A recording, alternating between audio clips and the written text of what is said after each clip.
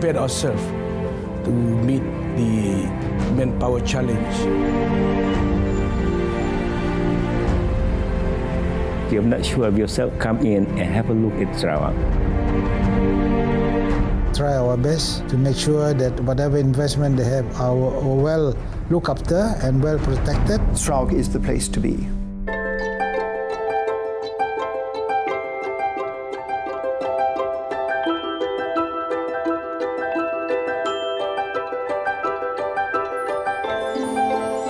Sarawak, known as Bumi Kenya Lang, land of the Hornbills, Malaysia's largest and one of the fastest growing states on the beautiful island of Borneo.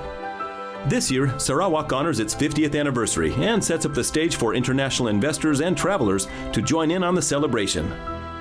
Sarawak has it all: vast natural resources, a strategic location, outstanding investment opportunities, a stable government, and unique natural and cultural tourism attractions. The factor that sets people of Sarawak apart is their hospitality.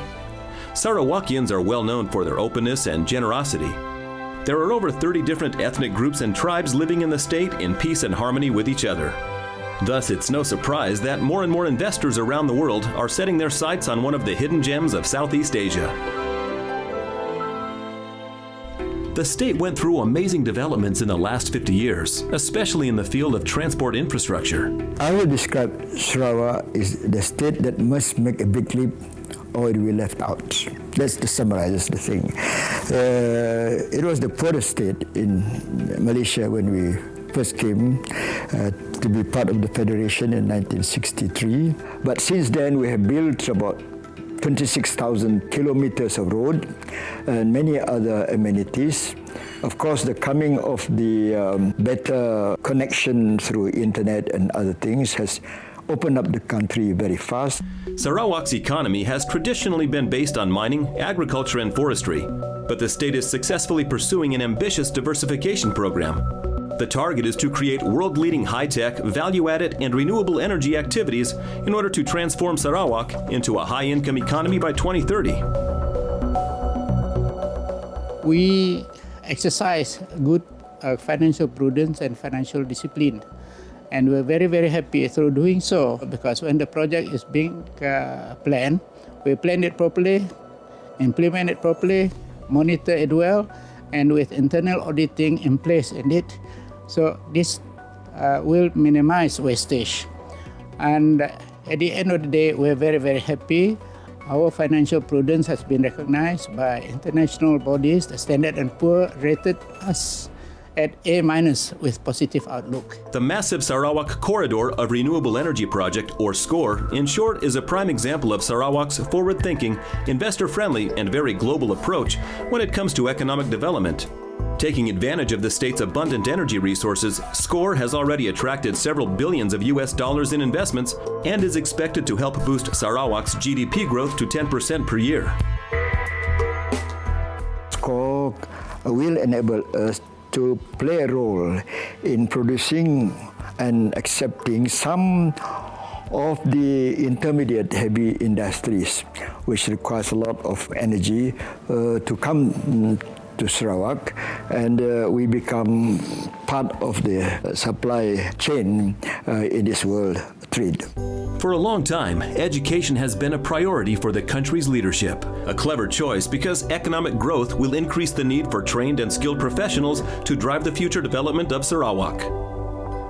Thanks to a long-standing commitment in fostering world-class higher education and research, Sarawak now has prestigious universities in Kuching and Miri.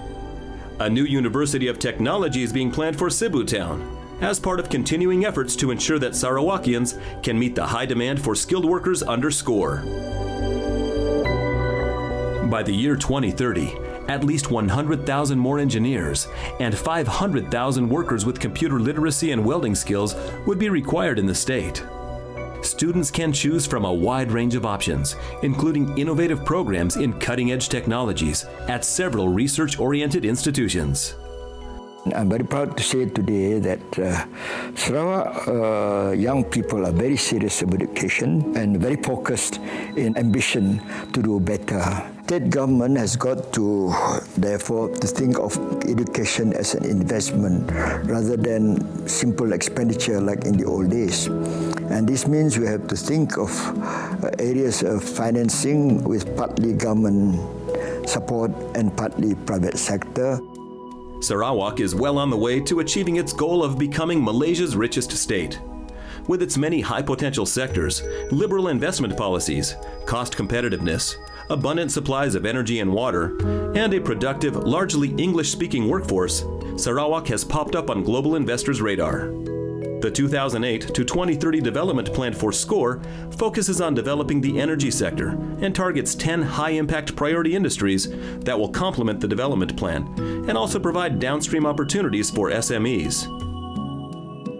So at the moment, the energy-intensive industries certainly play a more prominent role in the area where investors are coming. These are big and heavy industries.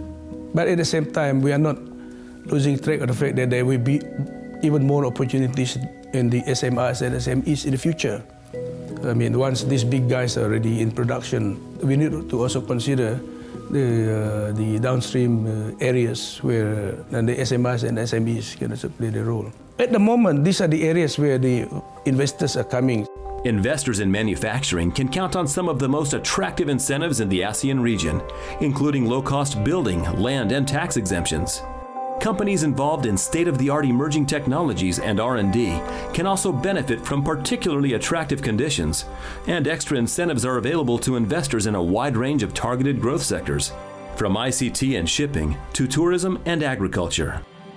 The Regional Corridor Development Authority, or Ecota, is leading the way in implementing projects vital to the success of Sarawak's second wave of development. Ecota manages and promotes the Sarawak Corridor of Renewable Energy, or SCORE initiative, which aims to attract and support investment in energy-intensive industries, agriculture, and ecotourism, and to make these investments succeed. Developing these targeted industries and their downstream value-added activities will boost Sarawak's economy and drive forward industrial development along the corridor. Ecota is committed to operating according to competitive private sector principles and with a clear commercial mindset. Its focus is on minimizing red tape, providing world-class customer service, promoting good governance, and serving as a reliable, effective, one-stop shop for investors. Along with providing top-quality infrastructure to support business growth, Ecota is enhancing SCORE's competitive edge. SCORE offers local and international businesses unprecedented access to an abundance of inexpensive hydropower and other natural, renewable resources, as well as to fast-growing markets in India, China, Indonesia, and elsewhere in Asia. In fact, investors in SCORE can count on streamlined access to more than 3 billion consumers all over the region. Thanks to the support of Ecota, investors in the SCORE initiative can make the most of the corridor's exceptional potential. Ecota, your reliable long-term partner in Sarawak. Protecting Sarawak's rich natural heritage is another mission for the government. A massive reforestation program is underway to ensure that Sarawak's economic development is truly sustainable and that resources on hand today will still be available tomorrow. Environmental assessments are also conducted for all new projects. In addition, the Sarawak Natural Resources and Environment Board plays an important role in enhancing and protecting the quality of the state's natural environment, including its plants, animals, and water resources. One example of how the Sarawak government tries to find a balance between economic interests and forest protection is the policy concerning the timber industry. When the timber industry came, we had to have a policy which will enable the government, as I said, to have a permanent revenue source, which means what we call then perpetual yield policy, but now refined into what we call sustainable management policies, which works quite all right. Most of the timber people have diversified into other business activities. We have, I think, allocated about roughly 6 million hectares of the Sarawak surface for preservation as one permanent forest. A rational water management plan is equally important for the state's sustainable development. The greatest assets that we think in the future will be supply of water and that we have to look after this to make sure we have a law which has got an integrated policy on the preservation of water through better care for its catchment areas. The government is well aware that it is crucial to cooperate closely with the Sarawak people in order to reach its ambitious goal of a balanced resources management. This is a place where you can see harmony among the people. It's a place where the environment is well preserved, and you can see a place where the working relationship between government, people, and the civil service are very cohesive and very well nurtured for a long time already. Sarawak has always been known to be a country or a state with a lot of resources, and we have been able to manage these resources well. But the resources alone is not enough to make sure that this country can be developed. We have to have the people. We are fortunate to have a good working, trainable workforce, and we have a lot of people that are ready to actually take up all these kind of opportunities, and resources are there. And the government is very aware of their responsibility to the people. So I think that's make what Sarawak a good place for investment. Due to its varied geography, biodiversity, and huge expanse of land suitable for cultivating many different types of crops, agriculture has been a growing industry in the state. A good balance between urban and rural development is essential for the government of Sarawak. The Sarawak Land Consolidation and Rehabilitation Authority, or SALCRA, was set up with the purpose of improving the well-being of the rural communities. SALCRA. We work to bring modern services to residents of rural areas while still protecting the authentic longhouse lifestyle. Through our partnership with Native Customary Rights Land, we make sure that our projects preserve traditional values and improve quality of life for rural residents. Our mission is to ensure prosperity, work opportunities, and more comfortable lives for the people of Sarawak. SALCRA, changing lives for the better. With the formation of SALCRA in 1976, we talk over to the landowners, people who have got land, but they by themselves are not capable of developing the land, so the land become idle and there is no economic activities and zero return from the land. And the government make a very bold step. I remember our priority is to go into areas where poverty level is the highest. So we started that. And throughout the 37 years until now, I'm very, very happy that we have managed to build SALCRA, build the human resource capacities, and work with the people and accepted by the people to the extent that we have got 18 estates now planted with oil palm. SALCRA. Through our commitment to community service, we have built schools, bridges, health clinics, and more in order to upgrade quality of life for residents of rural areas. Our work in developing Native Customary Rights land into commercial plantations is a shining example of corporate social responsibility in action. Our projects provide employment for rural communities and benefits for all stakeholders. SALCRA, changing lives for the better. SALCRA is providing know-how and technology to the rural population, which in turn is making the land they own available for development. It is a highly profitable cooperation. The native population can benefit from land development because one, they are shareholder, they are equity holder to the land development. They own 30% of the land development. Second, the area will become accessible from town. And third, there are workers on that. They are paid to develop their own land. And the fourth, if the land is theirs now, there will be no dispute over that. So security on land is assured. SALCRA has transformed over 123,000 acres of unused land into oil palm plantations and has many more projects in the works. From modern plantations to mills and downstream activities, Southwest oil palm investments are paying big dividends for local residents participating in its project, improving quality of life, and generating new infrastructure and services. Our mission is to create thriving commercial enterprises for the benefit of local communities. Sarawak's leading agricultural subsectors are palm oil production and forestry. Sarawak has 1.2 million hectares of palm oil plantations and aims to add another 800,000 hectares to reach a total of 2 million hectares by 2020. The government is eager to support downstream palm oil activities as part of its drive to move the agriculture sector up the value chain. The next 10 years will be most challenging. Most challenging because we have built up our expertise, we have built up our capacity, we have built out through the mills, and then we have been rewarded with good performance in the mill, high extraction rate for oil, and pollution control, because we are very, very particular about pollution.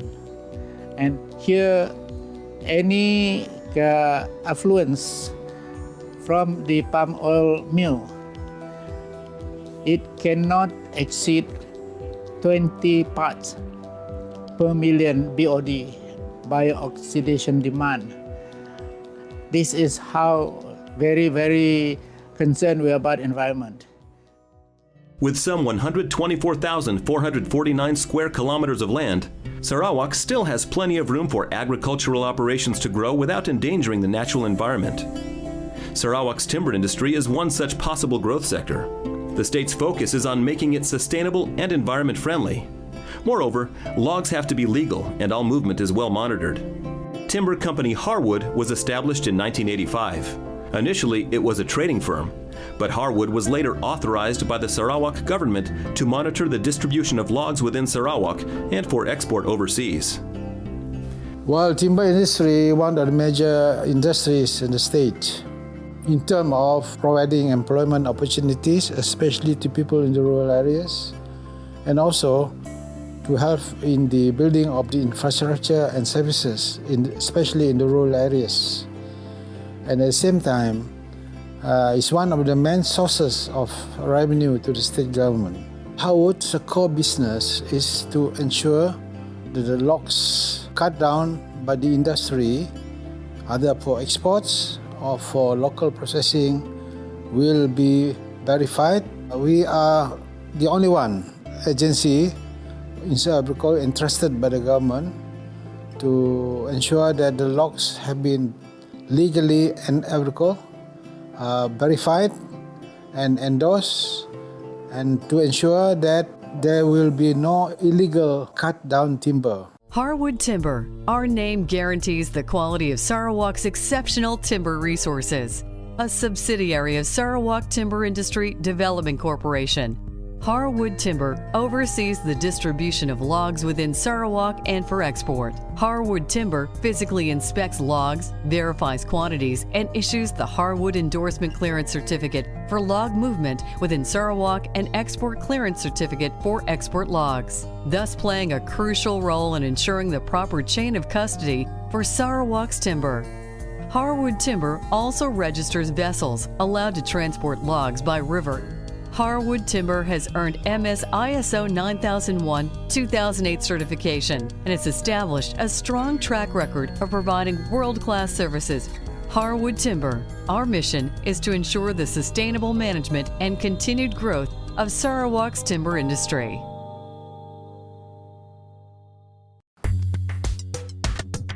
Ambitious infrastructure and construction projects are underway throughout the state to create the right foundations for sustainable economic expansion. One example is the Samalaja Township project by Chayamata in partnership with the Bintulu Development Authority. Samalaja Township is being developed north of the cutting-edge Samalaja Industrial Park, yet another ideal base for business in Sarawak. The construction sector here is set for very significant growth.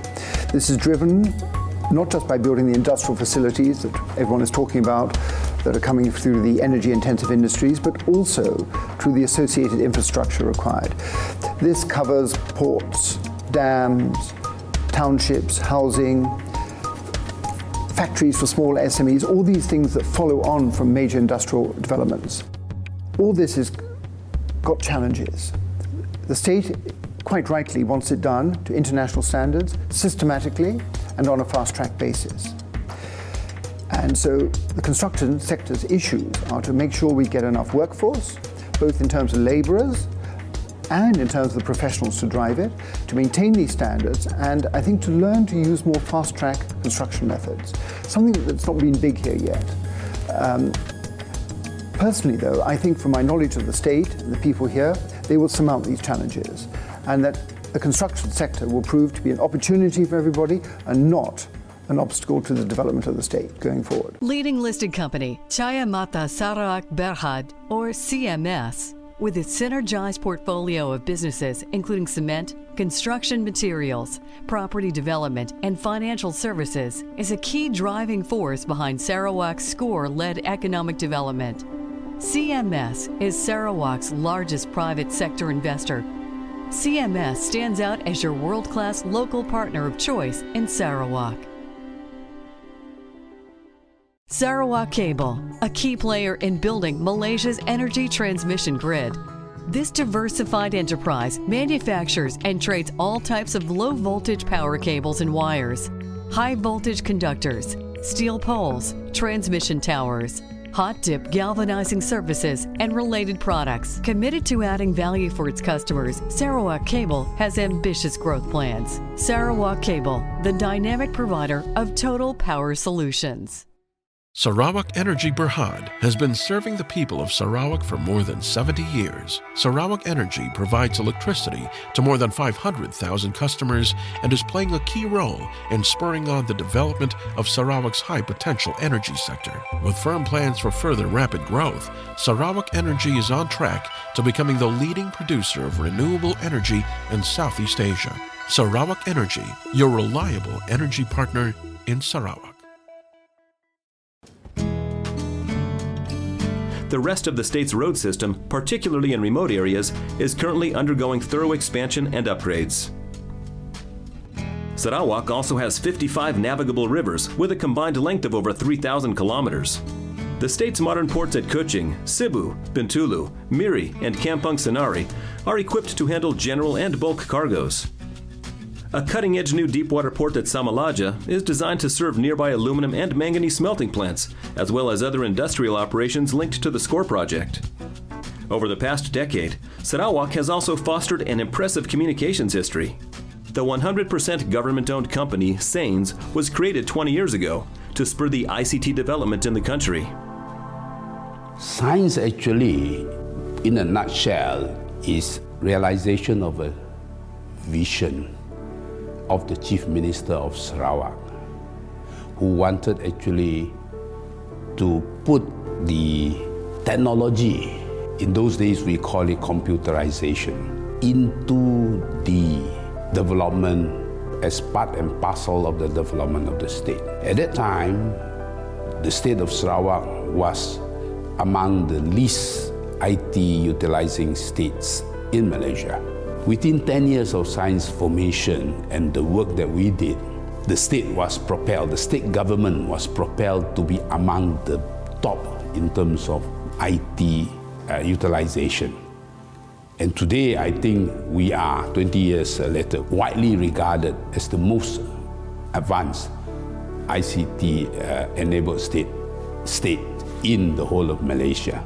The ICT sector is expected to significantly boost the state's export totals in the future. Spurred on by investment incentives, Malaysia's ICT sector is set for double-digit expansion over the next 3 years and is expected to achieve a total value of $25.6 billion by 2015. Sarawak lives up to its motto, where adventure lives. Most visitors come for the state's exceptional ecotourism opportunities, such as one of the best tropical rainforests on the planet. Sarawak's Gunung Mulu National Park, a UNESCO World Heritage Site, is famous for its limestone caves, including the world's biggest natural underground chamber, as well as the world's longest tree canopy skywalk. Bako National Park near Kuching contains two challenging peaks for serious jungle trekkers, Gunung Marud at around 2,400 meters, or famed Batu Lawi, a tough 2,000-meter climb. And that's just the beginning. Tourism in Sarawak is growing steadily at a rate of 8% year on year. At the present moment, we receive 4 million visitors annually. These visitors are made up of both the leisure and the business segment. With respect to the leisure segment, I believe that Sarawak is a prime destination for niche ecotourists and cultural travellers. We will never be a mass market, and that's not the market that we want to achieve. But to get this niche market of ecotourists and cultural travellers, we need to drive yield and get the high-end travellers, which will drive growth in the industry. With respect to business travel, over the past 5 years, Sarawak and Kuching in particular has emerged as a leading secondary destination for conventions and meetings. This has been brought about by selling the mystique of Borneo, and I believe that we can do more by offering imaginative packages of the Borneo experience to business travellers. The Sarawak Cultural Village offers the visitors an insight into the traditional life of all 32 ethnic groups in the state.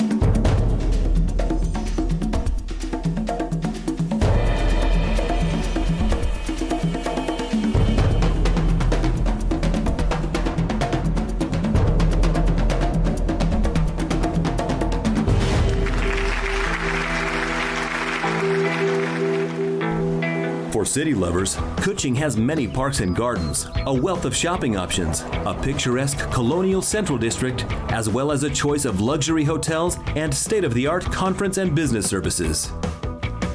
Each of Sarawak's major cities has their own unique tourism attractions. Sarawak's hotel sector is booming, with many local and international brands represented. And the MICE tourism segment is definitely on the upswing as Sarawak hosts more global trade fairs and events. Along with all of Sarawak's other attractions, visitors can expect a warm welcome from the locals. In fact, Sarawak's friendly, open, and multilingual community is one of the best reasons to visit this fascinating place. Merdeka Palace Hotel and Suites, your 5-star home away from home in Kuching, one of Asia's most fascinating capital cities. Ideally located in Kuching's picturesque colonial district, near all the city's major businesses, cultural, and entertainment venues, Merdeka Palace Hotel and Suites is only a 20-minute drive from Kuching International Airport. From its elegant guest rooms and suites to its luxurious amenities and cutting-edge business services, Merdeka Palace Hotel and Suites has everything discerning travelers are looking for. The Pullman Kuching, this new entry into the city's 5-star hotel scene, is a clear winner thanks to its exceptional spacious rooms, world-class services, ideal location on a hill with panoramic views of the city, and the biggest banquet hall in Sarawak. The Pullman Kuching is ready to provide you with a modern and contemporary feeling.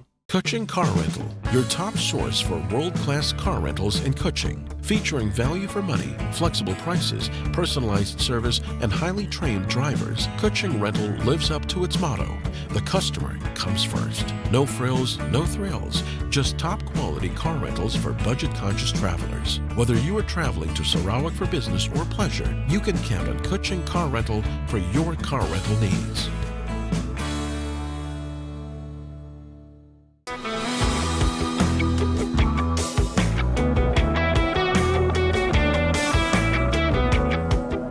Breathtaking nature and cutting-edge technology, hospitable culture and a vibrant modern economy, exceptional business opportunities and jungle-filled adventures.